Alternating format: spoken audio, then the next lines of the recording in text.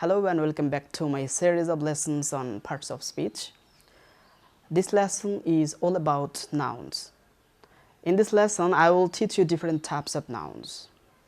Well, before we begin our lessons, as usual, if you have any questions, please let me know in the comment box and I will talk to you there. Well, at the very outset of my lecture, I would like to ask you a question. Why will you learn noun? Well, we have to learn noun because it's an important part of speech in English. If you want to write English correctly, then you should know the uses of different types of nouns. What is more, you will get different types of questions in the competitive exam like admission test or in any other competitive exam like BCS, then government jobs exams or any other competitive exams. You will get questions on this part. That's why if you have learned this topic specifically or clearly, I think you will get the marks that will come from this part of speech easily. Okay, so here first of all we will start with the definition of a noun. So what is a noun? You know, noun is a naming word, or you can say noun is a word used as the names of a person, place or a thing. Okay, so let's talk about the first part, that is concrete and abstract noun. Okay, so what is a concrete noun? Actually, concrete noun refers to the names of a noun that has physical existence or that we can touch, that we can see, or sometimes you can feel. Okay, that is, the main point is that concrete noun refers to the noun that has physical existence, that can be touched, that can be felt. On the other hand, you know, the abstract noun refers to the names of a quality or a state or an action that can't be seen, that can't be touched, but we can feel it. So let's have a comparative study of concrete and abstract noun through the table. Here in the table you can see that at the top of the table I have written concrete noun, and on the other side I have written abstract noun. Okay, here in this section you will get the word pen, just like this is a pen, or you can say this is a marker. So you can touch it, you can see it, so it's a concrete noun first. Okay, on the other hand you can see honesty.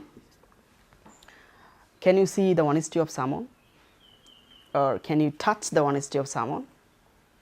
It's quite impossible to touch or to see the honesty, but you can feel it very easily through the activities of that person. Okay, similarly you can see book. We can see book, we can touch it. On the other hand, friendship, we can't see friendship or we can touch friendship, but we can feel friendship. That's why this is a concrete noun and this is an abstract noun. Likewise, sugar, you know, sugar, we use this sugar for different purposes to make something sweeten. Okay, so this has physical existence and we can see, we can touch it. On the other hand, kindness, as like honesty, you can see the kindness, but you can feel the kindness of a person through his activities. Okay, so here chair, you can see, you can feel. Laughter, but you can see the laughter, you can touch the laughter, but you can feel the laughter through the activities of someone. Okay, and same is the case with the rest of the words. Water, it can be seen and touched. Gold, silver, dough, chair, car, you can see all of these nouns and you can feel, you can touch them, but in this part you can't see them, you can't touch them, but you can feel them. Okay, so this is the comparative study of concrete and abstract noun. Hope you have got an idea about this. Okay, let's move on to the next topics, that is next part, common noun versus proper noun. Well, as you can see over there, proper noun and common noun. Okay, let us know the definition first. The common noun. Common noun is a name given in common to every person or a thing of the same class. On the other hand, proper noun. Proper noun is a unique name of a person, thing, or a place. That is not like common noun. This is a unique noun of a particular man or a particular thing or a particular place. Okay, so let's see the comparative study of proper noun and common noun. Here in this table, in this row, you can see that the first word is the country.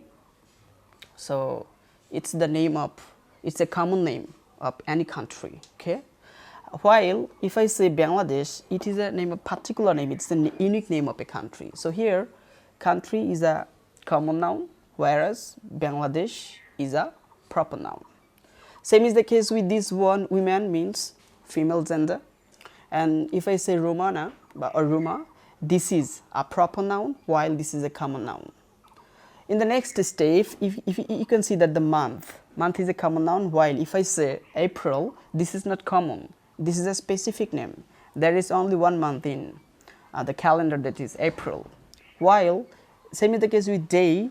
Day is a common noun, while Sunday or any names of the weeks are proper noun. So Sunday is also a proper noun. While if I say language, language is a common noun. If I say Bangla, so Bangla is a proper noun. If I say English, English is also a proper noun. Okay, so here in the next word, that is city. City is a common noun, but if I say Dhaka, that means Dhaka city. There is only one city in the world, that is Dhaka. So this is a proper noun, this is a common noun. Same is the case with man, as I have already told you with the woman. Okay, so man is a common noun. If I say Zaid, Zaid is a proper noun. Likewise, religion. Religion is a common noun. If I say Islam, so this is a proper noun. Okay, there is only one religion like this, Islam, in the world. There may be thousands of languages in the world, but if I say Islam, this is a particular name. This is a unique name for a particular group of people. Okay, so here in the next one, the restaurant. So restaurant is a common noun. If I say KFC, this is a proper noun. This is a particular name of a restaurant. Okay, and the last one, the word university, very much important word. Okay, so here university is a common noun, but if I say the University of Dhaka, this is a proper noun. So as you can see, there is a subtle difference in case of their capitalization. Okay, hope you have understood the point. So let's see what is the difference. In case of common noun, I have written all the words in lowercase, while in case of proper noun, I have written all the nouns in uppercase, that means in capital letter. So proper noun always should be written in capital letter, while the common noun should be written in small letter. Okay, but if you just write the word at the very beginning of a sentence, then they will take the capital letter. Otherwise, if you use them in a sentence, then they will take the small letter, and wherever you use them, this part, they will always take a capital letter before them. Okay, so the next step is collective noun and groups. Let's see. Well, as you can see in the third part, that is collective noun and group. Okay, let's see. Here in this part, I have written a group of, and here collective nouns. Okay, so first of all, let's know the definition of a collective noun. Actually, collective noun is a name which stands for a particular stands for a group of particular individuals. That means it is a name of a group, or it's a collective name. So let's see how can a collective noun be a names of a group of particular individuals. Here, if I say a group of criminals, so what is the collective name of a group of criminals? The collective name of a group of criminals is a gang. So gang is a collective noun.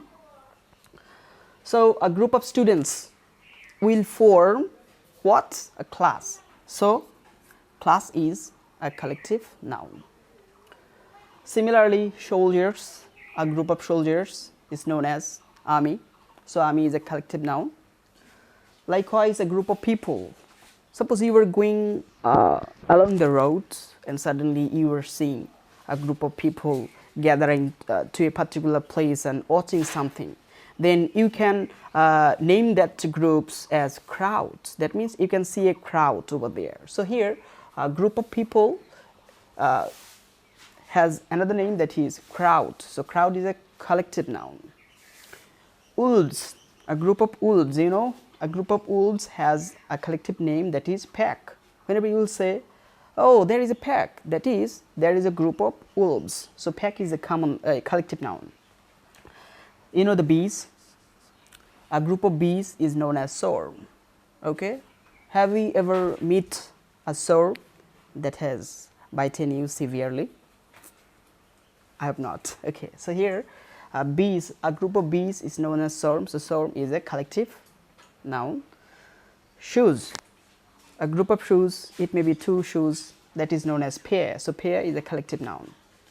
Keys, I know you know this word very well, and almost every person of the world maintain keys, either digital or manual keys. Okay, so keys, a group of keys, or you can say a bunch. So bunch is a collective noun, and keys, the plural here. Employees, a group of employees is known as staff. And the very familiar word that is players, a group of players will form a team. So a group of players has a collective name that is team. Team is a collective noun. Okay, hope you have got a clear idea about the collective noun. Again, I am telling you that collective noun is the name of a particular groups. Okay, so let's move on to the next part, that is countable and uncountable noun. Okay, I have written a start here, and here in this part I have written the countable noun and their features, and here uncountable noun and their features. Okay, so first of all we should know what is a countable noun. Actually, you know, countable noun refers to the nouns that can be counted. On the other hand, uncountable noun refers to the names of nouns that can't be counted. This is the main difference. Okay, so let's see what is a countable noun and what is an uncountable noun. So in the first chart you can see book. Book is a countable noun because you can count books, 1, 2, 3, 5 books, you can say like this. Likewise, students, you can count them.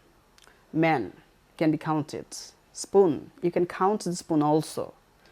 Pen, you can count them. That means all the nouns can be counted, that's why they belong to the countable noun. On the other hand, you can see sugar, rice, hair, coffee, tea, salt, water, love, and advice. They are such a noun that can be counted. Okay, if you just go to a shop, grocery shop, and if you just say give me 5 sugar, then the shopkeeper will be confused. What are you talking about? Okay, because we are not in the habit of counting them, 1, 2, 3, 4, 5 sugars, but we can measure them. Okay, so these words or these nouns can't be counted, that's why they are uncountable noun.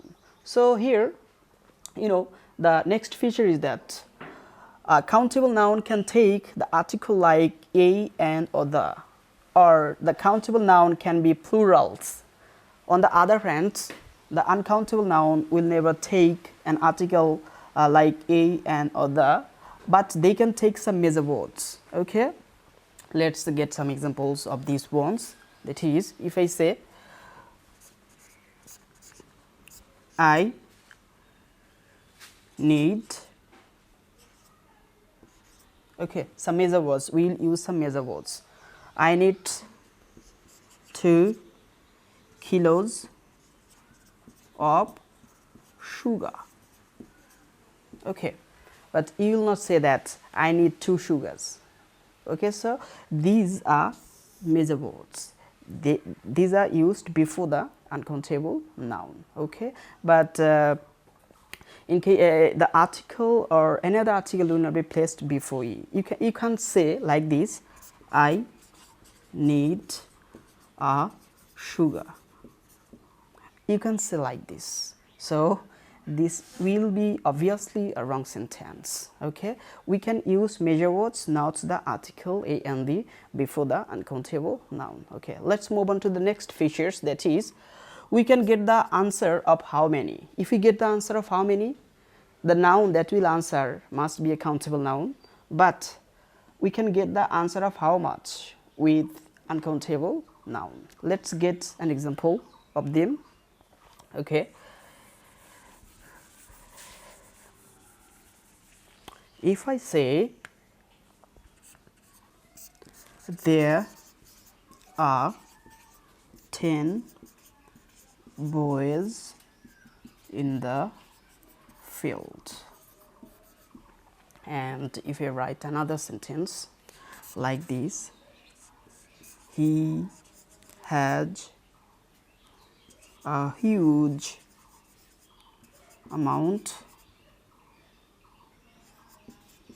of money. Okay, so let's see, can we get the answer of how many and how much. If I ask the question to this sentence with how many, so we can say how many boys are there in the field, then we can get the answer. There are 10 boys. 10 boys are answering the word how many. Okay, so this is a countable noun, and if we make a question to the second sentence with how much, let's see if we get the answer. If I say how much money does he have, how much money does he have, then we will get that he has a huge amount of money, a huge amount of money. So this is the answer of how much. Okay, so the next step is that in before countable noun we can use a few, but before uncountable noun we have to use a little. Okay, you can say like this. Let's see another example of a few and a little. That is, if you say I have a few friends, or you can say I have a little water in my glass. Okay, so here a few has been used before friends. Friends are countable noun. On the other hand, a little has been used before water. So water is an uncountable noun. If the students write like this at the place of few or a few, if a student write like this, a little, or here if he writes few, will the sentence be correct? I think this sentence will not be correct, and you will get questions like this in different types of examinations. Then we have to use the right measure words. Okay, so you can correct the sentence as before that I have already told you. Here this is a wrong place, here this is also a wrong place. Here we have to write few, few will go to little and little will go to few. Okay, and the next point, that is many and a lot of, much and a lot of. And these are very common. Many before countable, much before uncountable, but there is a word that is a little of, a lot of, and here a lot of. We can use both of them before both nouns. Okay, we can use a lot of before a countable noun or before an uncountable noun. Let's see an example. Here in these examples you can see I have written in the first one, that is she has a lot of books. Okay, here the noun is books, and before books we have used a lot of. So a lot of has been used before books. In the next one you can see we need a lot of rice. So here rice, as I've already told you that rice is an uncountable noun, and you can see in the second word is rice. So here you can say a little a lot of rice, that means it referring to the amount, and here a lot of books, that means it refers to the number, a lot of number. Here a lot of means means a huge amount, and here a lot of means number, a big number, it may be a big number. Okay, so the next one, that is some.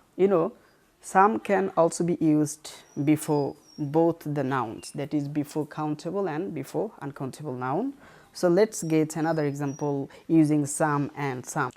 Here in these examples you can see there are some boys in the room. That means there are certain number of boys in the rooms, but you don't know the exact numbers, and in that case you can say some boys. Okay, and if you know the numbers, then you can say there are 10 boys, there are 20 boys, but if you don't know the exact number, then you can say some boys in the room. So here some has been used before countable noun. Same is the case in the next example, that is I need some money. Okay, you need some money, that means you need an amount of money, but you don't know the exact amount. Okay, so money can't be counted, but you have used, or we have used here some. It doesn't mean that money has become countable noun.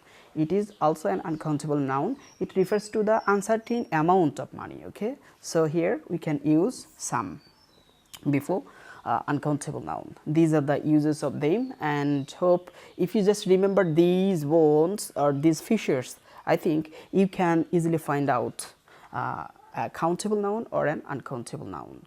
So finally, let's see the positions of nouns in our sentences. That means what are the places on which we can use nouns. Okay, here I will give you some examples. Through examples we will learn the position of nouns. Let's see the position of the nouns. Okay, so what are the positions of nouns? Let's see through these examples. Here in the first sentence you can see Zahid will help me.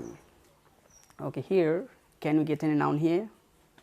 Of course, you can get the noun Zahid here at the place of a subject. Here the verb is will help and the subject is Zahid. So we can see that noun can be used as a subject of the verb. This is the first position, that is as a subject. So we can use noun as a subject of a verb. Let's move on to the second question. Here the second question is we speak English.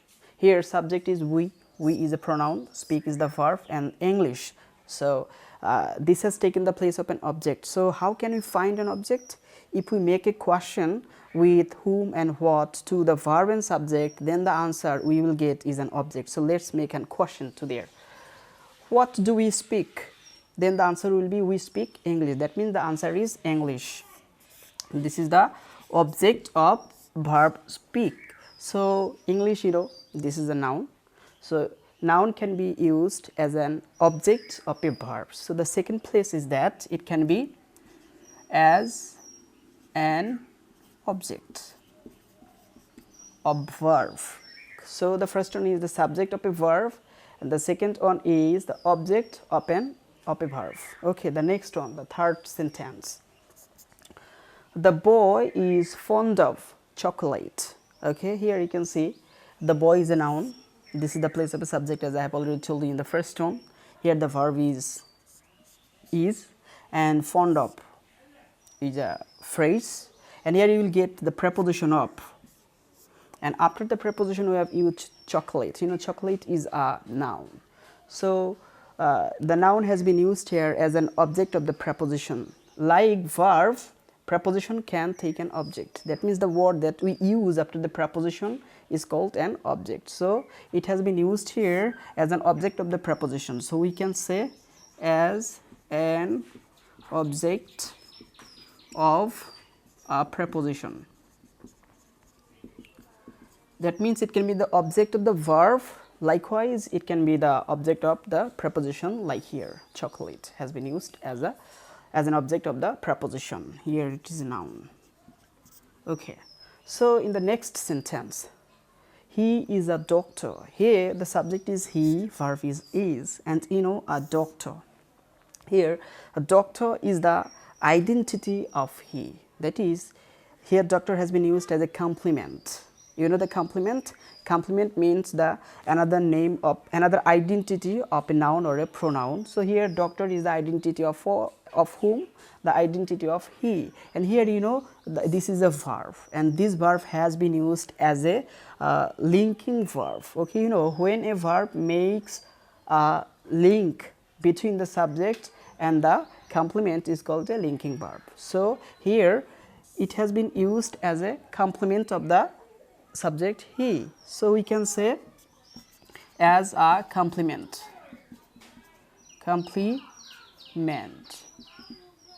Okay, and here in this sentence you can say Kudus, principal of our college, is a good man.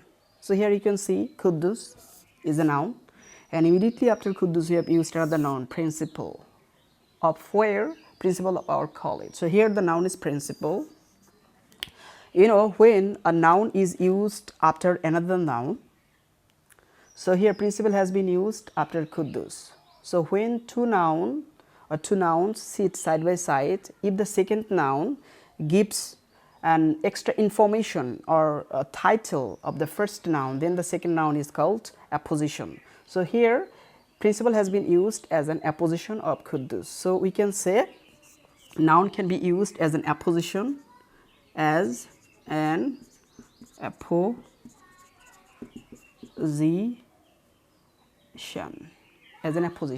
Okay, so how many places are you getting? We are getting 5 places. That means in these 5 places we can use nouns. One thing that you should remember, that in these 5 places we can except this one, we can use pronoun also in these places. Okay, so finally we can say that noun can be used in 5 places like this. Okay, now I will give you a quiz sentence, and from this sentence we will find out noun. Dear learners, let's find out the nouns from these sentences. Okay, so let's see, and you will do the same as I will do. Okay, and you will comment in the comment box. Okay, so let us read the sentence first. Here the sentence is Zahid is a young boy who will join the army and will practice honesty in his life. So let's see which one's a noun. So in the first position you can see Zahid. I hope you have got the idea. Zahid is a noun. Okay, first of all find out the nouns, then we will name them. And here you will get Zahid is a young boy. Here you will get another noun, that is boy. Boy is the noun. And another noun that you will get over there, that is army. Army is a noun, of course. And we will practice honesty. Honesty is also a noun. Okay, and the last one, hope you have got the idea, life. Life is also a noun. So how many nouns have we got in these sentences? The first one, 1, 2, 3, 4 and 5 all together. We have got 5 nouns. So let's name them. So Zahid, it's the name of a particular person. The name of a particular person is unique name. It's a unique name. It's a proper noun. So we can use P. That is proper noun. And here in the second one, this is also a noun. And it's the name of a boy. And boy is a common name of all boys. So here boy is a common noun. And here you will get, we'll join the army. Where? Army. So army is what type of noun it is? I'm getting confused. Are you sure? Okay, then make a comment in the comment box. Okay, let's see. Army is the name of a group. Can you remember that the names of a group is known as a what? Yeah, collective noun. That is, army is a collective noun here. And the next one, that is honesty. Can you count honesty? Hope not. That's why it's abstract. Abstract noun and the last one, live. You know, it has plural forms. You can see lives, and only common noun can be plural. That's why I hope you have got the name of this noun. This is common noun. Okay, these are the nouns.